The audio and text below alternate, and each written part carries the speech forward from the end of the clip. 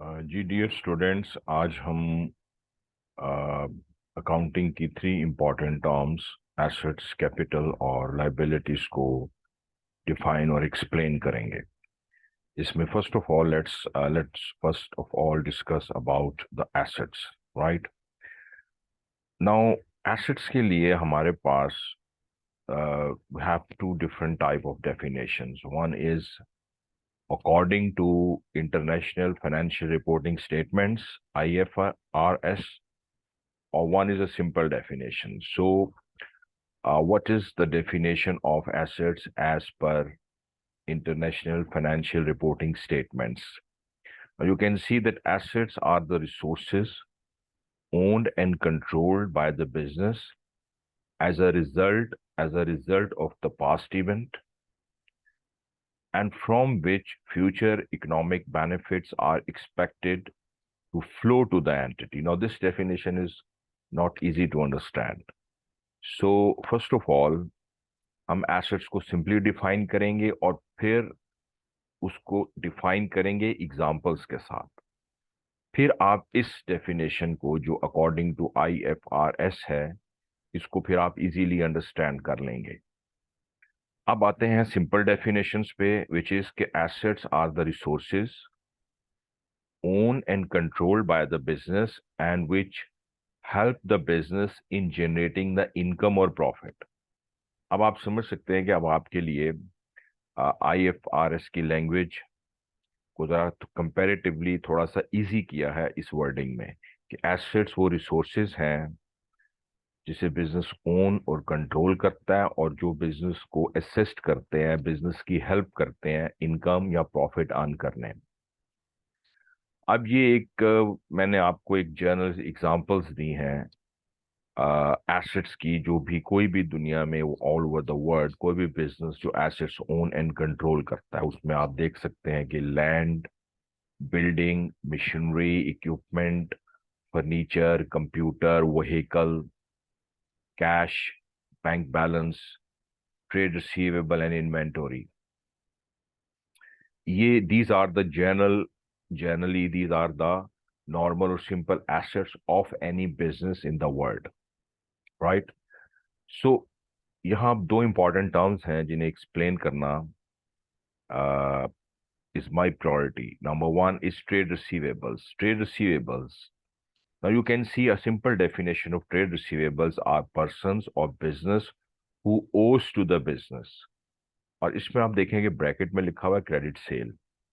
मैं आपको एग्जांपल देता हूँ। लेट्स से बिजनेस ने मिस्टर माइक को $4,000 की क्रेडिट पे सेल की।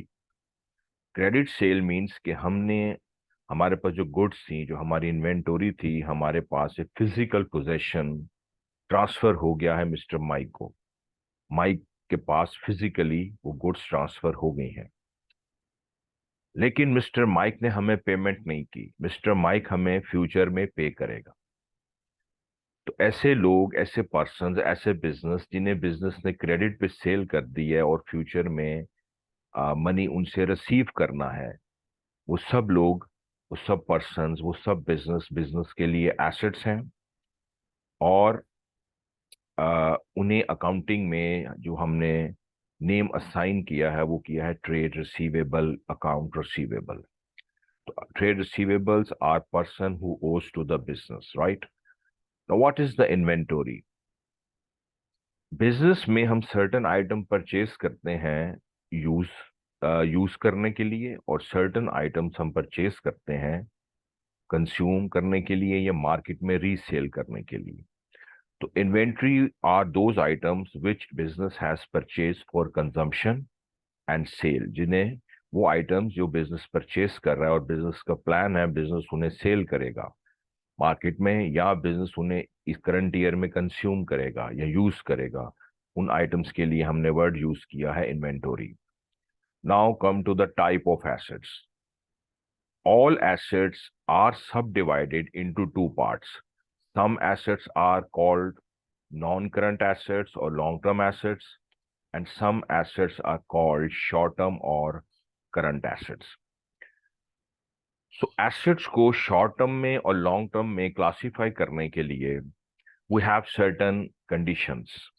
Let's say like long term or non current assets के लिए there are two conditions. Condition number one, useful life is more than 1 year. वो जो एसेट आप परचेज कर रहे हैं वो आपको 1 ईयर से ज्यादा बेनिफिट देने की एबिलिटी रखता है।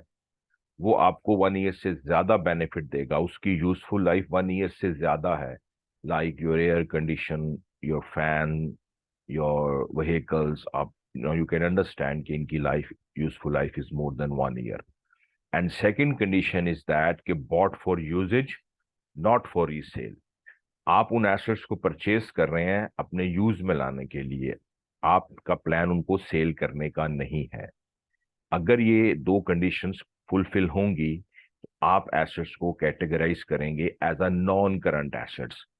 और ये देखें, मैंने जनरली नॉन करंट एसेट्स की मैंने सम एग्जांपल्स दी हैं। I have some examples for non current assets: land, building, machine, equipment, furniture and fixture, vehicle and computer.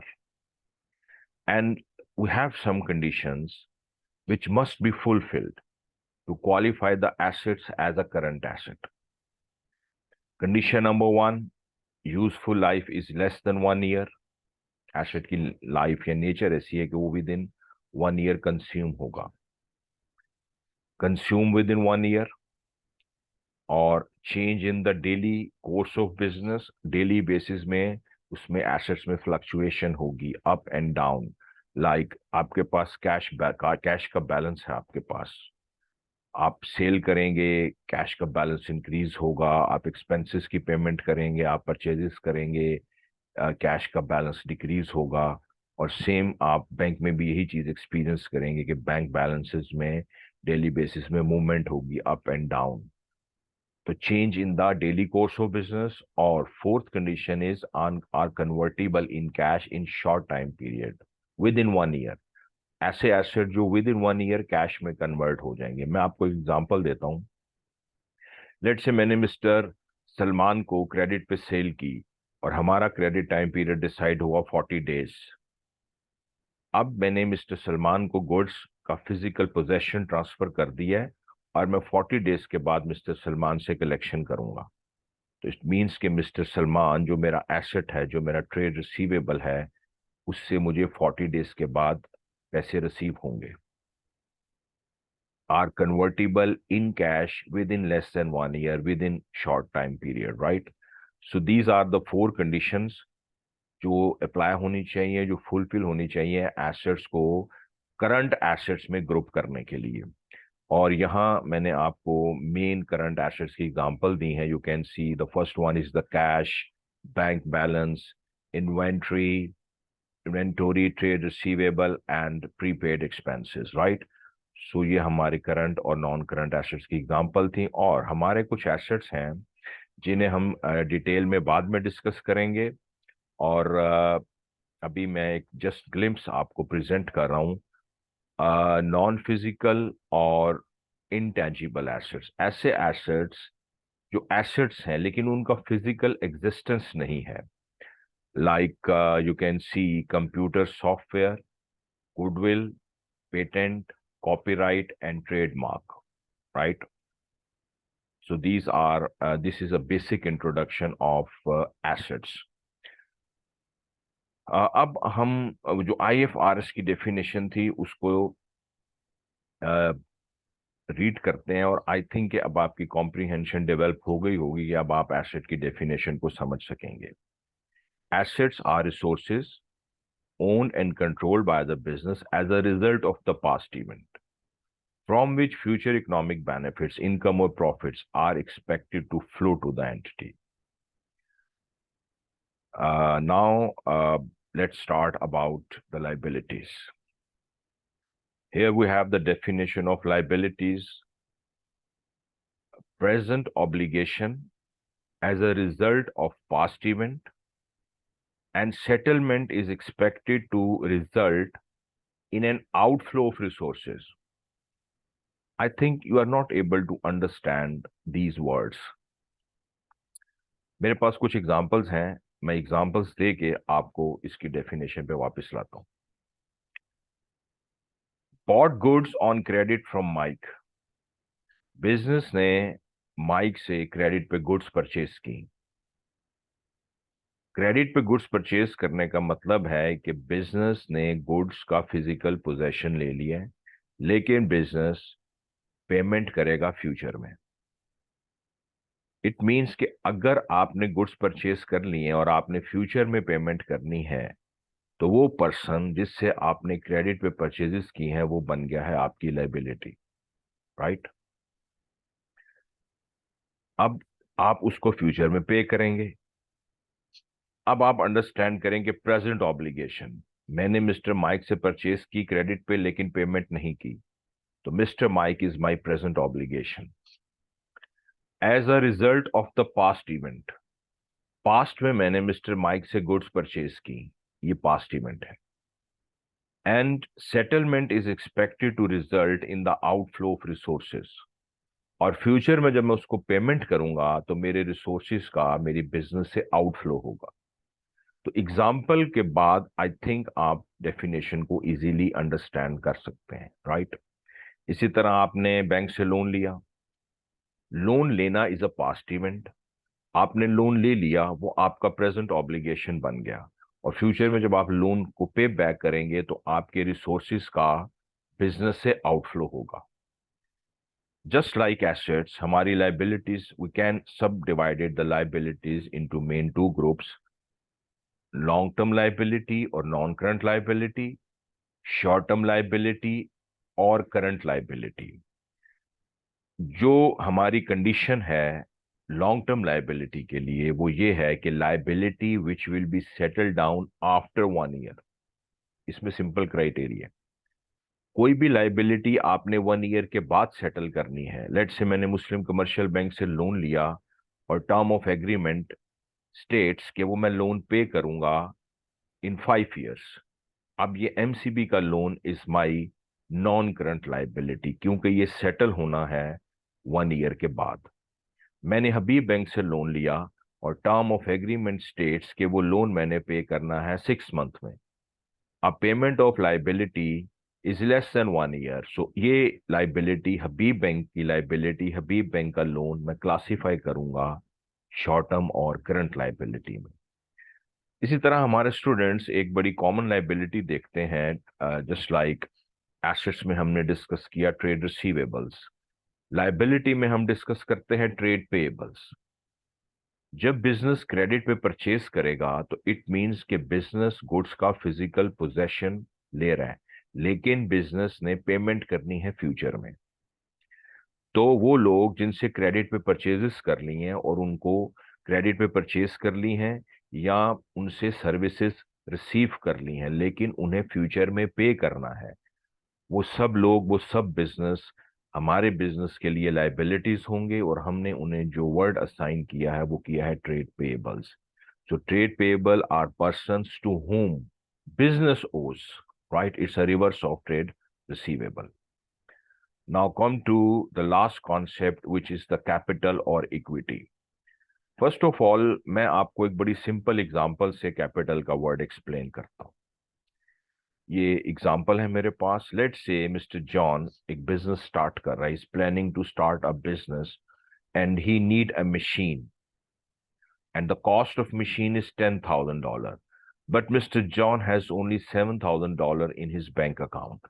Now it seems impossible that he cannot start the business because the cost of machine is $10,000 and Mr. John has only $7,000 in his bank account. So in this situation, it is not possible for Mr. John to start a business.